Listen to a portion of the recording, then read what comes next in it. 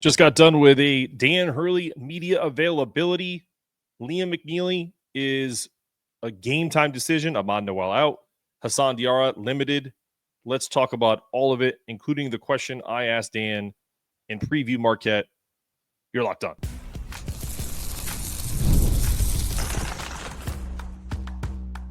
You are Locked On UConn, your daily podcast on the UConn Huskies, part of the Locked On Podcast Network, your team every day. Thanks for making Locked On UConn your first listen every day. We are free and available wherever you get your podcasts and on YouTube, part of the Locked On Podcast Network, your team every day. Before we dive into today's show, just wanted to take a moment to say how thankful we are for all of you. We appreciate all of your support, and we're proud to say we're the only daily podcast covering the UConn men's and women's basketball, the hoops capital of the world, and we're thrilled to bring you that coverage because you deserve it. To show that gratitude, we're giving back. We're donating 10% of our revenue to Husky Ticket Project, helping send kids to UConn games. Today's episode is brought to you by Game Time. Download the Game Time app, create an account, use the code LOCKEDONCollege for $20 off your first purchase. Okay. This game, this media availability felt like a game. I was fired up because Dan gave off kind of like a muted confidence with this team, and this is just a sense like someone could infer something differently. You know, Dave Borges was there. We had Evan Rodriguez of Store Central, Joe Arruda of the Hartford Courant, so they all could disagree with me, but I just get a sense that Dan felt good about practice. No one specifically asked him how Liam practiced. They just asked him how he did, or if he was able to, and he did. He said he had a almost full practice, and then after that was kind of cautiously optimistic. Then he said, well, he also said he looked healthy to me. So that, to me, that's coach speak for, unless this kid wakes up tomorrow and has like swelling and is like feeling like, you know what, he's going to play. That's what I took from it. Could I be wrong? Sure. Let's bring in Dan Meehan, who's with us all the time and from Exit 68 and my co-host on at least Tuesdays and Thursdays. Dan, how are you? The media availability was cool. You could just feel like he's ready to play this Marquette game. I thought it was an interesting point. I don't know if anyone's tweeted it out about how they asked about the road environment, and I think this is definitely taking shots at Xavier and eventually Creighton, because he said, yeah, when you go to Marquette, he's like, it's an intense environment. He's like, but they're classy people. So can read through the tea leaves there. He's always got to dig dirt, turn the knife a little bit, which I thought was funny. What my question to him is, I think I brought this up to you. I think I brought it up also to Little Red, which is this team truly reminds me of like a boxer who needs to get punched a few times to kind of like, I use Rocky, but I wasn't going to do that in the, although he probably would appreciate it, but I just use boxing as a term because I don't know if anyone's I've never boxed like in a competitive standpoint, but I've sparred, and sometimes you get popped, you just get pissed off. And like, that just kind of gives you that kind of extra energy to be like, all right, I don't want to get hit again. And this team just seems to need to take a few punches for them to kind of turn it on. And I thought what he said was telling. He said, part of this is he said it was a blind spot in roster construction that they didn't bring in a guy who was an a-hole. He actually did say a-hole. He didn't say the full expletive. So he was trying to be cordial. So I think that's a really interesting like snippet that he gave us, because typically, coaches are pretty, close to the vest with how they put together their rosters. But he did say that, and he's right, because last year he said he had Cam Spencer. They had other guys like Andre Jackson the year before, Donovan Clingan, that held people accountable. And he said he just doesn't have a guy that can go into an opposing arena and just want all the smoke. What are your thoughts? Yeah, like a Cam Spencer that tells the parents of the Alabama team, game's over, go home, something like that. Yeah, pretty much. I think that Dan we've got enough of a case study of a season now. There's enough games behind us where he knows who every guy is. He knows what every guy isn't. And if you're not going to be that a-hole, like you said, like a Cam Spencer, or be a team leader vocally, a dog on the court, a player coach what he called the last couple teams. Like they didn't need to be coached as much, like on the court wise. Like you said, Donovan Clingan was accountable on the court. Cam Spencer, 23-year-old grown man, like seen a lot of college basketball. Andre Jackson, like a pillar of the UConn program, a bridge to that 23-24 team that just led by example on the court and just didn't need to be coached up as much. The guys on this team, the small sophomore class, we've had great, strides that some of these guys have made, the solo balls. You're starting to get more contributions from Jalen Stewart, but those guys are more so kind of like they've progressed on the court, but they're not going to be as vocal leaders. Caravan has tried to become that, and he is like he's a coach on the court, but they might be missing that dog, that a-hole, quote unquote, that Hurley said. Like you're starting to see some more on court just ability and strides from Aiden Mahaney, but it seems who he mentioned Hurley. The way that Hurley is speaking specifically in these media availabilities the last 2-3 weeks, he's not calling guys out by name, but he's talking about them specifically, and he knows who this team is now. He knows who it isn't, and he's just not going to mince words anymore going forward. So if you're not going to be that dog, if you're not a certain personality on the court, that's fine, but you better make up for it with effort. Yeah, no, and to your point, he did say, he brought up Aiden. He's like, I like the way Aiden's playing lately. He said, but he also, to quote him in the thread I did, it was, it's hard to, because the end of my question was, how do you do that with a team at this point in the season for them to not have to feel that kind of like pain to then start doing that furious comeback like they did against Providence, they did against DePaul. And he said, that's when he went to roster construction. He talked about how Aiden's playing better, but he also said, it's not an easy thing to do. It's hard to change someone's personality if they're that a little timid. And then I asked him a follow-up because I was one of the last people to ask him questions. I said, is Solo turning into that guy a little bit? Do you see that? And he said, yeah. Like he actually went, yeah, he's coming off a better defensive performance, a couple of big blocks where he used that 40-inch vertical. He said he had made some huge shots and showed that fire, and we need that. And then he said, Liam brings that too. He's like, so he kind of empowered this whole group. He said, I'm not trying to put too much on this kid because he's a freshman, but he said, if he doesn't return soon, you're removing someone like Liam has been catastrophic. Don't use the word catastrophic from both a basketball and a locker room perspective.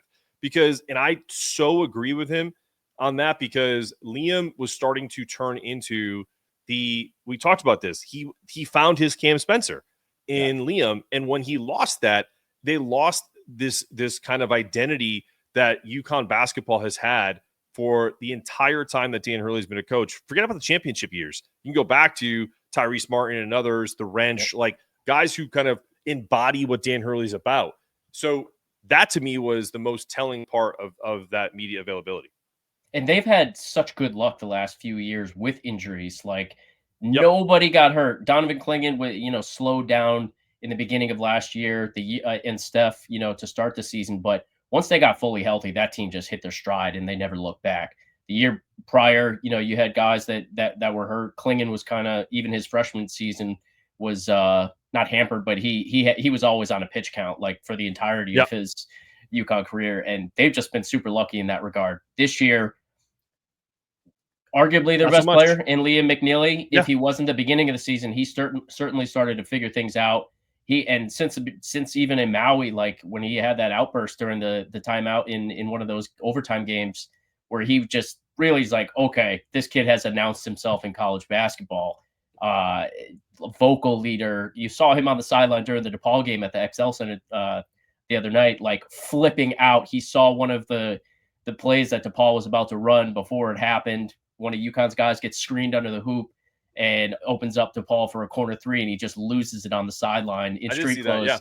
So it's like you could see that from the TV camera, like let alone what they're losing from him in practice, vocally and on the court. Every guy on this team has had to try to make up a little bit and try to be someone they maybe aren't.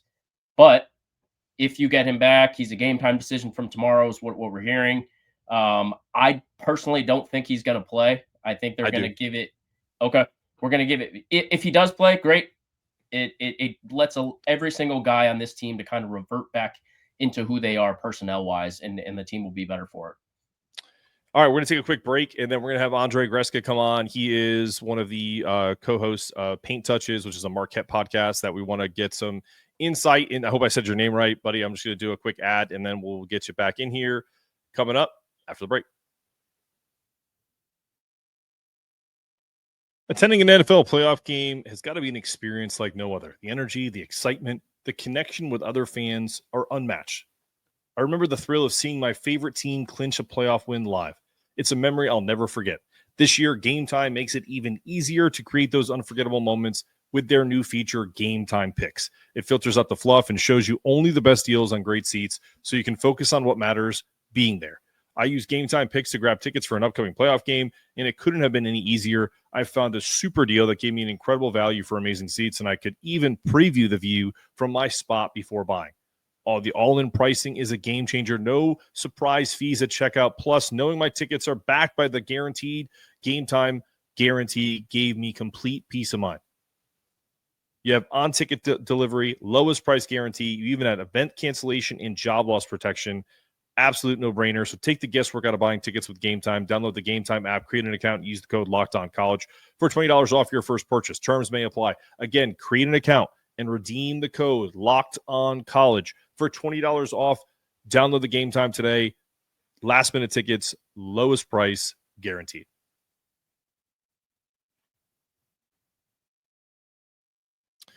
All right, let's bring him in. This is going to be cool. We haven't had one of these scenarios happen before where we've had an opposing team's podcast or one of their content creators come in. He is, I believe, and if I'm wrong on this, you can correct us. I already put painttouches.com in the banner, and we're going to throw that up there. But he is the creator of that. This is also a podcast that Marquette does. Let's bring him to the stage, and he can tell us all about it. What's up, my man? How you doing? Good. How you guys doing? Thanks for having me. Oh, my pleasure, man. Yeah, I appreciate you coming on last minute. We weren't even planning on doing this, but then Dan's media availability was they always run late, so I was like, let's do it around 4, and then it definitely would be working out good. So tell people where they can find your stuff, and then because you're obviously a bit you focus on Marquette, but there's other things that you do, and I just looked at your website. Yeah, painttouches.com is where we publish most of the blog, but I just do it for fun, so I don't tend to publish a lot. Paint Touches on Twitter is primarily where you get all the good stuff if you don't mind all the Marquette. But yeah, I love the Big East, so I'm a big nerd in terms of like spreadsheets and financials, so the TV contract, all that stuff. I feel that's the stuff that I think engages most with the non-Marquette fans is some of that nerdom. So if you like stats, if you like numbers, if you don't mind driving into tax files, oh, look at that! What a great promo for Paint Touches! All right, there you go, man. There we go. No, talk to us about this team. I'm going to give the Dan Hurley perspective because I just finished with him, where he said he likes you guys. He picked you first. Versus where you guys were picked 4th to finish in the Big East. Joe Aruda, our buddy at the Hartford Current, asked why he picked them 4th versus first. He said, "Listen, if all things were equal and everyone was healthy, it was a tough year to pick who would win the Big East." He's like, because he's like, we've been hurt, Xavier's been hurt, Creighton. He's like, where's Creighton with Pop Isaacs? So he said that, but he said he felt like with you guys bringing back potentially the best guard in the country. Having essentially his successor and Joyner as a backup that is, an elite player. Then you have positional role players like Ben Gold. He just felt like there was enough there. And then plus the culture with Shaka. He also gave you guys a nod and said, when you go into these intense environments, he's like, you expect hostility. He's like, but they're always classy. He's like, so he likes you guys. Like this, there was no like backhanded compliments. That's a backhanded compliment to Xavier and Creighton, but he's being nice to you guys. Tell us a little bit about Marquette from your perspective. I mean, it's really funny when Shaka and Hurley have a really nice relationship where they're constantly complimenting each other and like very sincere. Because obviously there's always the they're great, whatever, and then if you know the truth, like what that means. But earlier this year, Shaka was asked, and just unprompted, he's like, Connecticut under Hurley and then Purdue under Painter. Those are the 2 programs that are being run best across the country. Like that's what we try to emulate. So they have this bond. I don't know if it's off the court, but at least in terms of a competition mindset where they're very kind of cognizant of what the other has done, which is, again, obviously Dan Hurley's accomplishments have been a little bit gone further than Shaka's. So it feels like it has to be something that might have been off the court. But in general, if you're talking about Marquette this year, you're talking about a team that has up to probably the last week or so been very, very heavy-handed on one player, and that's Cam Jones. Cam basically for the first 2 months of the season was playing at a National Player of the Year level, where he was doing everything. Literally, he'd come off for 2 minutes, and the team would crumble, and you'd have to put him back on. He was averaging like 35 minutes a game, and those 5 minutes where he was off, the team was like minus 55. And again, not big samples, so it's hard to extrapolate, but you couldn't take him off. I went to the Dayton game when they played here, and he got in early foul trouble, and it ballooned from there. So it was a very one-dimensional team that was kind of structured primarily around defense. And the weird thing about Marquette is, having watched St. John's, having watched Creighton to some extent, you would feel those defenses are much better in the sense that it's harder to score on them. If you look at the stats, Marquette's, I think, one of the worst 2-point percentage teams in the conference in terms of giving up a lot of easy baskets. They give up a lot. 285th in the nation. Yeah, they give up a lot of threes, not a lot of percentage wise, but one of the markers of a good defense is not giving up a lot of threes, right? Forcing people into the mid range or into tough twos. So when you look at them from a stats perspective, it doesn't really scare you. And I love to read fan boards, and everyone's the same. Like, they don't have an interior presence. They give up a lot of high 2-point percentage. And yet, if you look at KenPom, it's the 13th best defense in the league. And it doesn't feel that way. Even anytime you play them, I mean, Butler went on a 14-0 run, and it was just like open sieve to get to the lane. So there's going to be these weird stretches where if Marquette can't turn you over, you're going to find a lot of success, because that's the thing.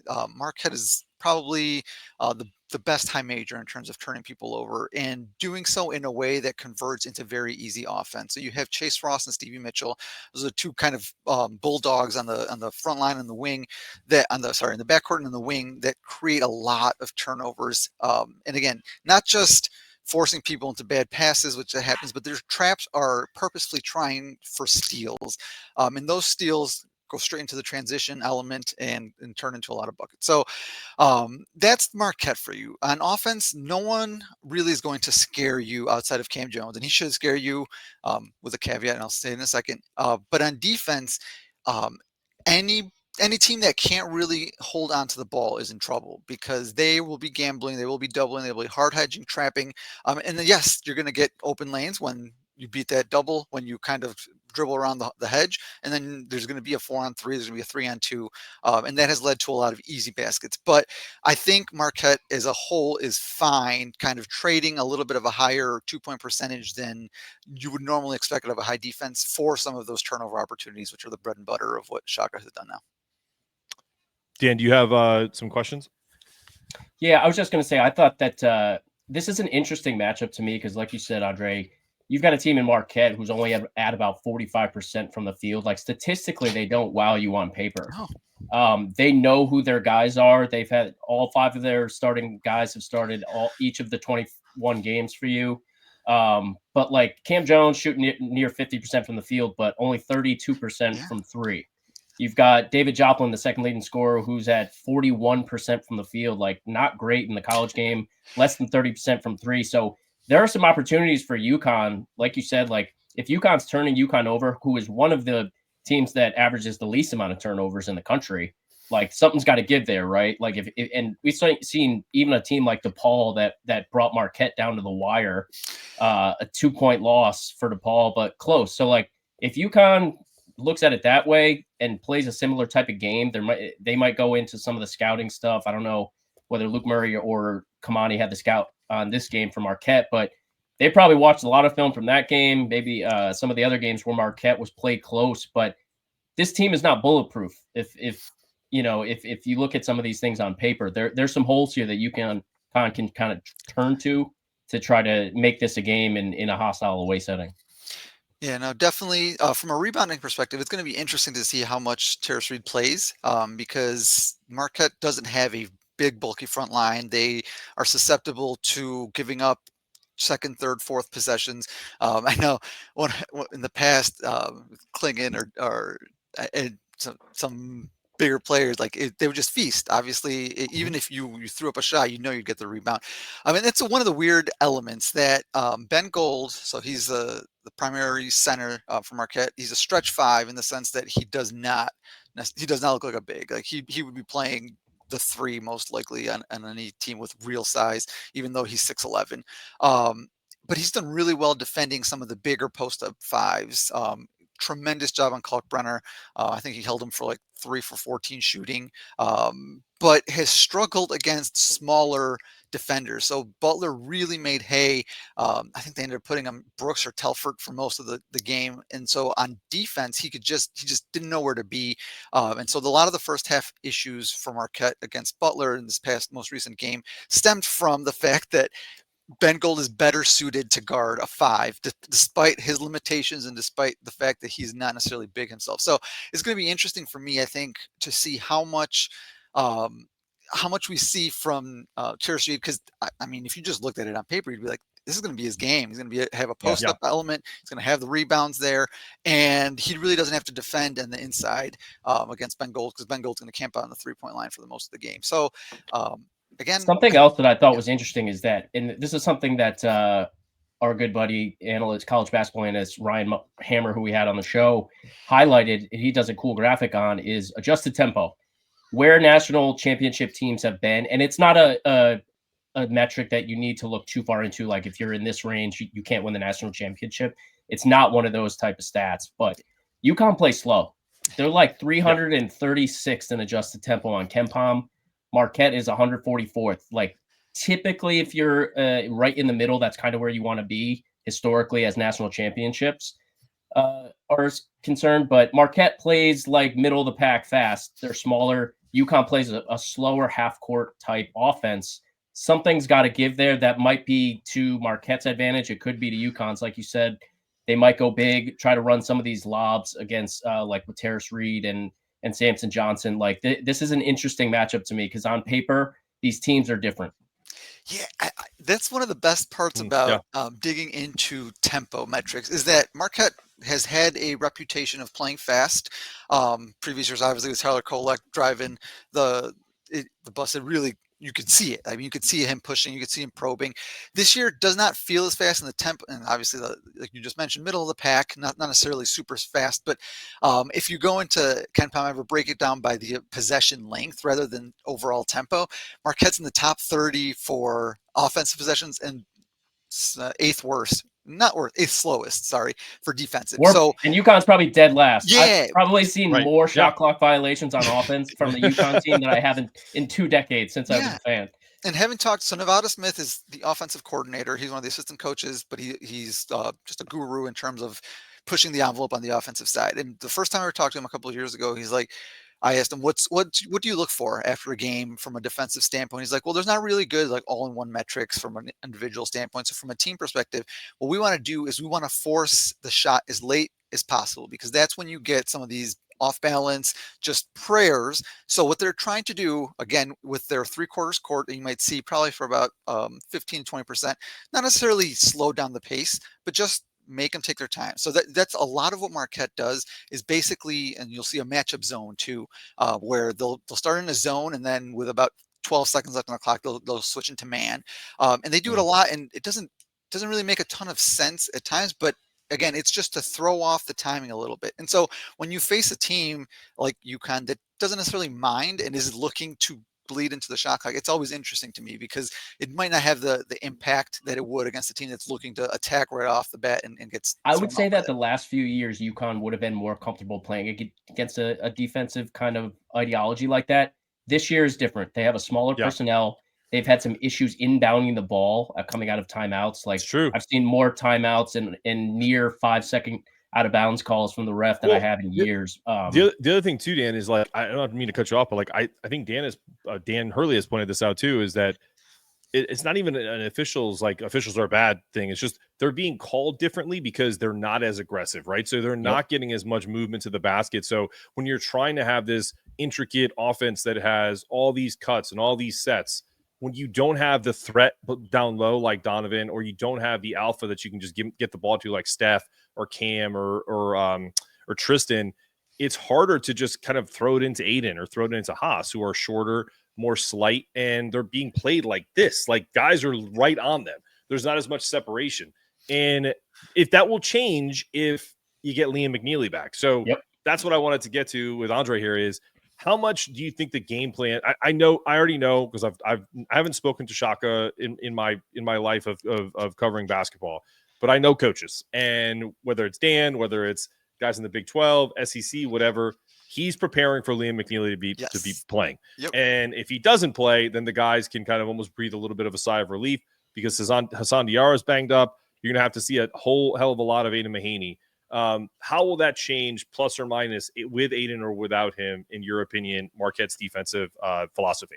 Yeah, I mean, you nailed it on the radio show last night. He said, we're preparing for Liam to play. And so what he had mentioned too, that they do is for their scout team, they have a different color penny, depending on the player that they're supposed to be representing on how to attack the closeout. So depending on if you have someone that's a shooter, you attack hard. If it's someone that is willing to drive, you can't go with that because they're going to sidestep you and step into either a 15-footer or drop to the lane.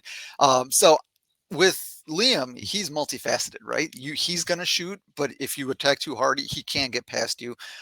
Someone like Aiden Mahaney doesn't really scare you off the bounce. Like, you want to force him into a dribble jumper rather than off the spot up because he's a killer on a spot up shot. So that's the kind of effect that I think is difficult to prepare for, because you can say like, yeah, don't attack hard, but when you're playing 40 miles per hour, you're covering, you've already been out of rotation. Like, you're just trying to get there. You don't want to give up that open three. So I think the biggest difference to me, and I was going to ask you guys, because I've watched a lot of UConn, but not in the way that you guys do, is one of the things that impressed me the most last year was Diarra's defense on Kolek at UConn. I think that was one of the most impressive displays of off-ball energy that I've ever seen. He got beat up every single activity. Again, not even with the ball, off the ball. Every single activity had someone on him at all times, and primarily Diarra, and very, very physical, kind of very hands-on, chest on, you name it. With Diarra's offensive responsibility this year, I don't think he has, and again, a little bit of the injuries, but I don't think he has the ability to go at that level defensively. And again, when you lose someone like Liam that might be able to cover some of that, and then you're replacing Salo, who, no offense, is not a good defender, and you're not going to expect that from him. Don't worry, you do not have to say no offense to Mahaney, again, not that level of defender. So when I look at this, I'm wondering if some of the defensive issues stem not just from missing an all generational player like Klingon on defense, but being able to use someone like Diarra in a sense to take out someone with the ball. Andrei, you hit the nail on the head, bro. We've talked about this all the time. You didn't just lose Donovan Klingon. Have you seen what Steph Castle is doing to guards in the NBA? He made Steph Curry basically cry. And Steph gets his shot off against everybody. So if he's doing that at that level, what is he doing to Big East guards all last year? And the fact that they didn't even need Steph to guard Tyler, that was how good that team was. Is listen, we're just going to put Haas, who's our sixth man of the year, and have him just be a gnat and just bother him all. But that was his only responsibility on that team. He was a good spot up shooter, good change of tempo guy, good, like a warrior. Dan calls him a UConn, he's a UConn man. He's a warrior. Yeah. So if he's as banged up as he was against DePaul, if Liam doesn't play, you might as well just hang up the W right now, because I hate to say it, but because you still have to play the game, but it would need an all-time game from Mahaney, 25 points against Gonzaga last year with St. Mary's. You would need someone like Jay Ross to not just do something defensively, but give you 12 points off the bench. Jay Stewart cannot just be a shooter and be a negative liability on defense like he was against DePaul. Terrace Reed would have to be the bear that he's been said to be, 25 points and 12 rebounds. You're going to need guys to step up. And at this point, I haven't seen enough consistency where that would be the case. Dan, do you have any? Yeah, I couldn't agree more with the assessment on Hassan Diarra is spot on. It's last year, this guy was not, he's a two-time national championship, make no mistake about it. He has that pedigree. He has that experience, but he came off the bench last year, under 20 minutes. You could bring him in like a closer, where he's coming off the bench with that mindset and just let him go crazy on the guy that he's defending, right? A Tyler Kolek type guy, where just the total X factor. He's the sixth man of the year in the conference this year. He's one of the top assist guys per game in the conference this year and has played incredible defensively, but he's worn down. Hurley, I think in his media availability said Hassan Diarra has not been practicing, but will give it a go. Not the best, not what you want to hear going into one of the marquee matchups of the season against He's the going to best play team in the conference. He's going to play, but back. like his he's level not of 100%. activity. Yeah, I think I saw that the people were saying he was like not limping, but dragging himself against DePaul in a way that he hadn't been before. What I think is going to actually end up happening is, I think if Haas gives it a go and he's starting to struggle, then you're going to see Aiden take over those minutes and give Haas extended stretches where you can try to play him in the role that he's supposed to play, which is like a 6-minute stretch where he's playing balls to the wall, and then rest him. That's what they were trying to do with this roster construction, where they thought Aiden was going to be kind of the point, and then maybe Amon Noel is kind of like that backup freshman point guard. He's out with the sprained ankle. So there's not even that option. And they've been using Liam 5 weeks ago before he got hurt as kind of like a point forward. I don't think you're going to see a ton of that, even if he plays this weekend, because he just hasn't done a lot. So you're getting like the, instead of the full menu, we joked around, we use the bar menu. Like, you're getting the bar menu UConn right now with this week. That's probably the second time I've used that reference. Shout out Gino Oriema for using that and about his offense in the ladies team. So, but that's, I mean, honestly, like, that's what this team's going to look like. But they can still win. What does that leave that's you the with? thing. What does that leave you with at the end of the day? If Hassan Diarra is a little hampered, then you're relying on a guy like Aiden Meehan, who has played very well the last few games. But this is a team, Marquette, that has big guards. Yeah, that can really body hit. You got Cam Jones, who's 6'5". Your other guard 6'3", 6'4". Where does that leave a 6'2" Meehan, who's smaller in stature, who's played well, dribble drives, hand in pick and roll recently with Samson Johnson down low, but against some of the bigger guards is where he's had issues this season. So if you've got a hampered Hassan Diarra who's 6'1", 6'2", if Aiden Meehan doesn't play well, where are the rest of the points coming from? If this is a 75, 80-point game against Marquette, UConn's going to try to slow it down and play a half-court game and make it a lower-scoring affair, I think, and try to, like, UConn can't get out on the break against this team. That's just not their MO this season. It's not where they play well. So UConn, they've got a difficult scout ahead of them with this kind of personnel in Marquette, and a super active coach on the sidelines in Shaka Smart. I went to the Big East Championship last year. I have never seen a guy so psychotic. Like, Shaka Smart's at half court, almost 8 feet onto the court. Like, I love Shaka. As an opposing fan, I was getting annoyed. Like, and I'm not even on the court. So they've got this is a tough task. Yeah, and one last thing too. I know I've read a lot about UConn's inability to defend the three through no fault of their own, a lot of like bad luck. And I do buy into a lot of it. I think Will Warren had an amazing article about some of the off the dribble stuff from synergy perspective. Like, you're expected to give up this and they're giving up that. Marquette comes in with its two best shooters, David Joplin and Cam Jones, shooting a combined 25% from three in Big East play. So if you guys would give them a little bit of confidence, I think that will. Andrei, here's what say. We need something. Here's the thread. Here's the thread this year.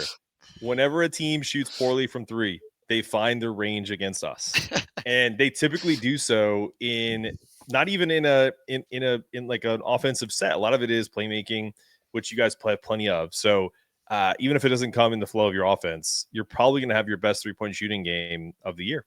Is my prediction for you. And the opposite end, Marquette is unsustainably allowing low percentage, so that's going to change at some point. Hopefully, it's not a solid ball 8 for 11 performance that we have been talking about for years, but it is coming.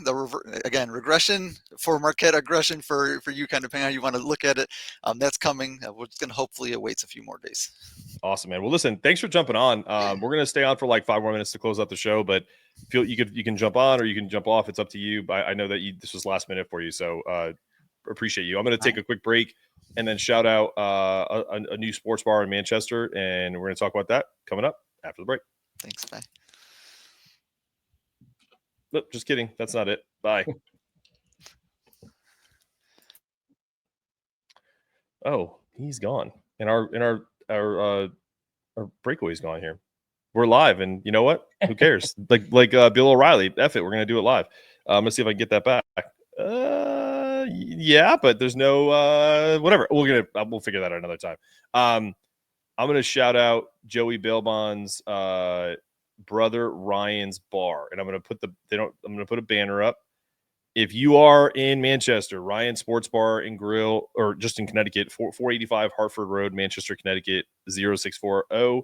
Check that out. I'm sure it's wonderful. I've heard great things about it. Check out the Google reviews. I saw only good ones. And I know they're big UConn fans, so you're supporting a UConn fan the same way you support someone like Dan and order shirts through Exit 68, stuff like that. Gotta keep it in the family in that respect. Would love for you guys to go check out Ryan Sports Bar and Grill. And when I'm in Connecticut, I know I will at least pop in. I'm gonna keep that up. What do you think, man? As far as the just kind of like the prediction, I think we've definitely beat a dead horse with where we think the game is going to go. I think we both think this is going to be a tough one. Give me a reason why UConn will win and a reason why UConn will lose.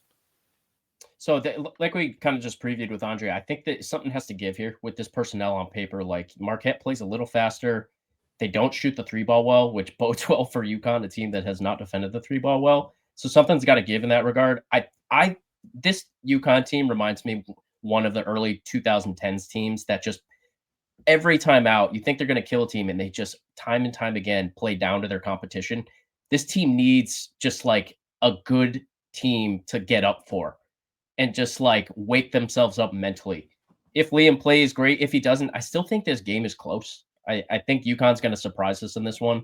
I hated the first half of the Paul game, but I'm really not going to put too much weight into that game, to be honest with you.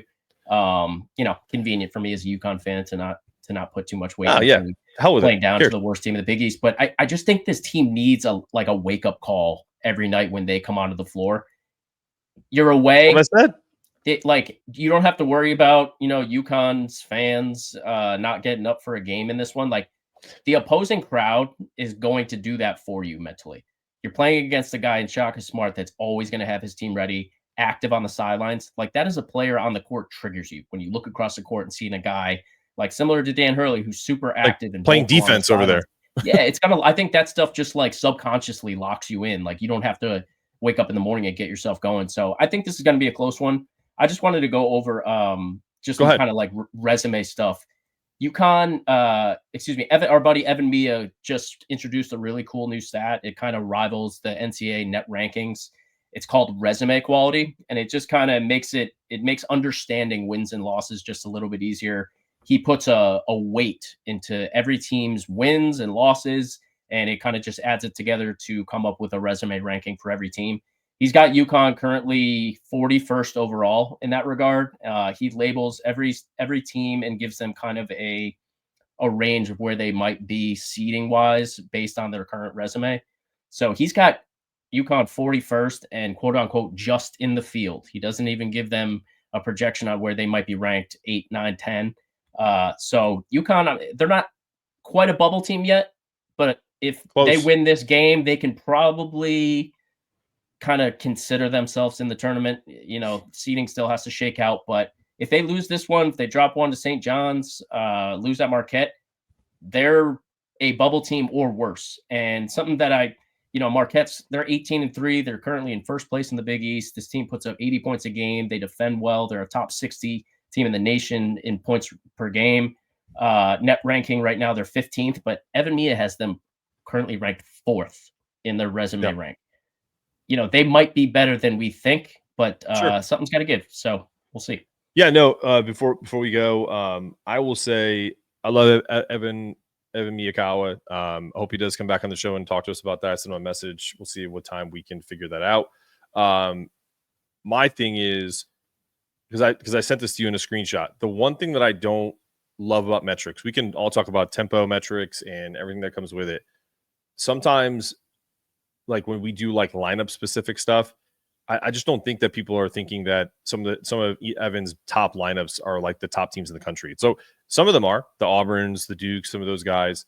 But sometimes you have to take the metrics as a point of reference, watch the game. That should inform you about how good a team is. Also, you should also look at not just the box score. The box score doesn't tell you whether someone played well.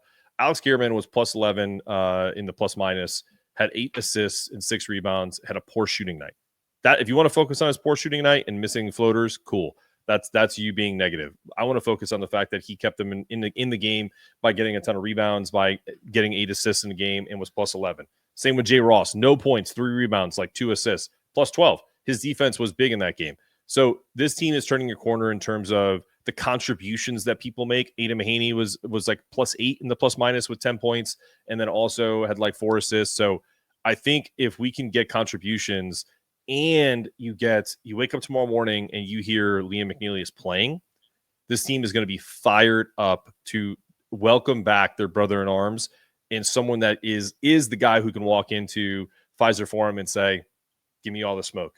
So that's what I'm looking for. I will be disappointed if Liam doesn't play, not from a perspective that he should or, but because of that he's not going to give that lift to a team that needs it because Haas is injured, because Alex has been hampered by, the injuries and being essentially attacked as the only number one option. I think it gives a lot of relief to the rest of the team. It lets Solo be Solo. It lets Aiden be Aiden, all of that. All right, we're going to close out the show. Remember, check out Ryan's Sports Bar and Grill, 485 Hartford Road, Manchester, Connecticut, 06040. Hey, I loved it. I love going live here impromptu on a Friday. Dan, thanks for jumping on. Our thanks to Paint Touches and Andrei for jumping on as well and giving us the Marquette perspective. This has been another episode of Locked On UConn. Keep those toughness meters rising. And as always, go Huskies. Go Huskies.